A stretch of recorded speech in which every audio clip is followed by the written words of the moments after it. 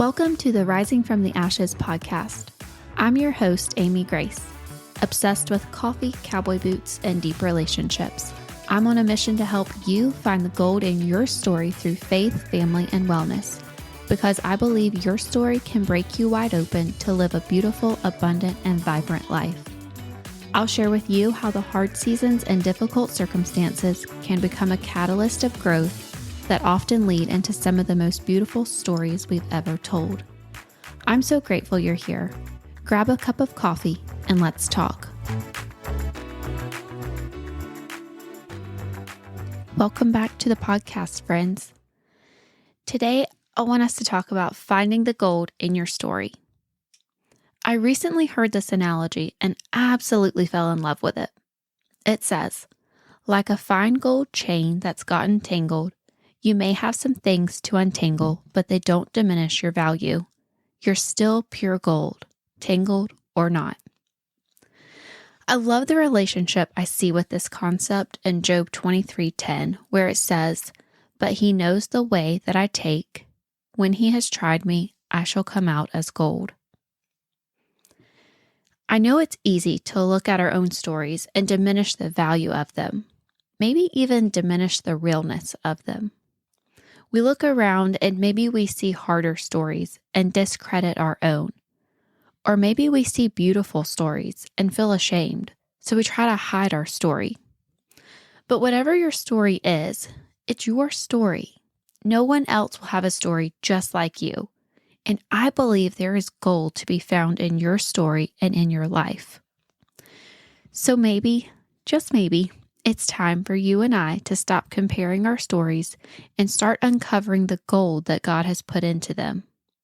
Maybe it's time to stop hiding our stories and start telling about God's grace and His goodness.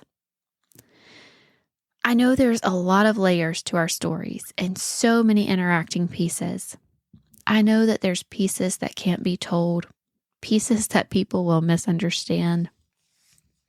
I know it won't be accepted by everyone. I know there's pain present in our stories. And I know there might even be some shame for not having the quote-unquote perfect story. But who really does? If we're all being honest, we all have something we'd rather not have as part of our story. But I believe that's where the beauty is, in knowing that we're not alone, in knowing that there is someone out there that understands that twinge of pain when you're in the middle of a room full of people, but feel so incredibly alone. I see you. I was you.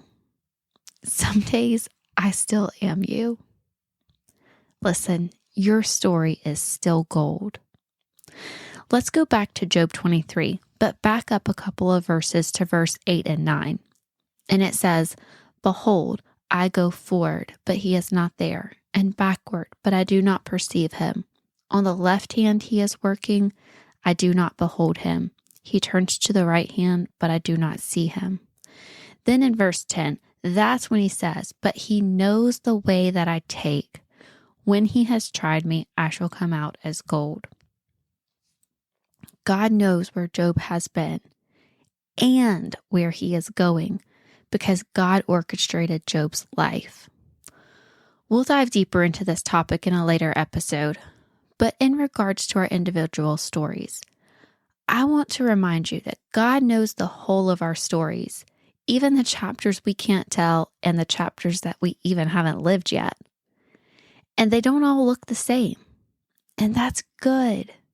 But listen, I know it's incredibly easy to start looking around and trying to make our story fit into the storyline we see all around us. We see this perceived level of success in someone else and we want it, but we're not seeing the whole story. What was the before story that got them to what we see? Or what is the story they are currently living out?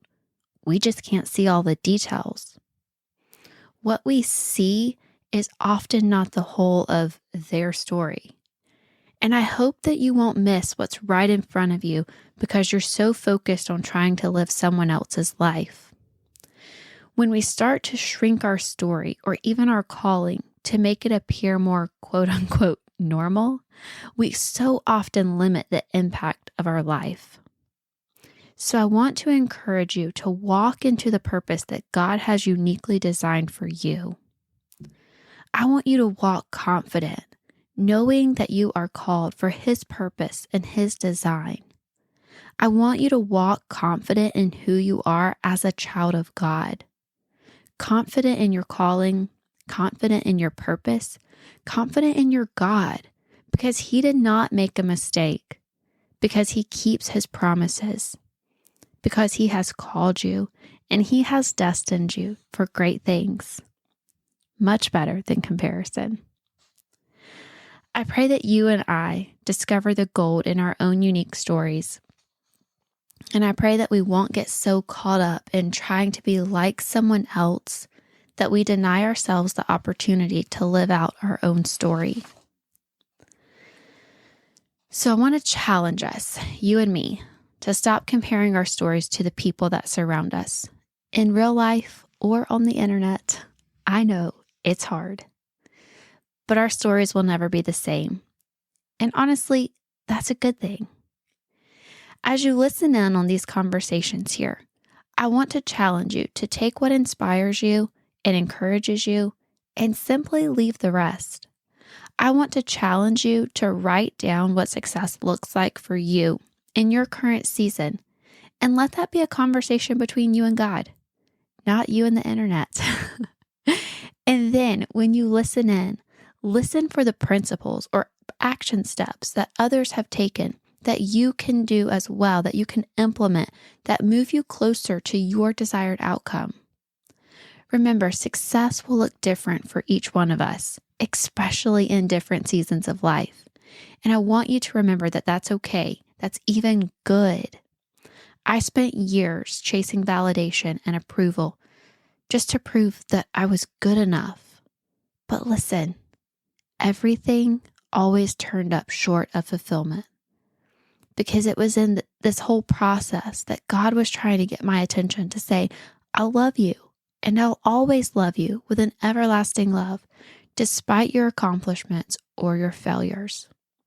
So let that success conversation be between you and God. Find out what He wants from you. But I also want to encourage you to begin to write down all the ways that you are beginning to discover the gold in your own story. Is there a particular time or season that you felt or saw God at work in your story? Write that down. What did you learn about God? What did you learn about yourself? What was different after that experience? And then, if you feel comfortable, I would even challenge you to share your story in a circle that feels safe, that has proven trustworthy, simply to let others know that they're not alone, to encourage the people around you to tell of God's goodness and faithfulness. And hey, you're always welcome to drop your story in my DMs or in my inbox. But I want to share a few things that I've learned from my own story that I hope can inspire you to find these nuggets of gold in your own story. Our day-to-day choices shape our current reality, our future, and the future of our children. We have the choice to participate in or break broken generational patterns. We get to choose to act on the truth of who God is rather than staying stuck in the truth about who we are without God. God is bigger than our past and our addictions. Surrender to Jesus starts in the individual heart. God offers us salvation and a new way of living.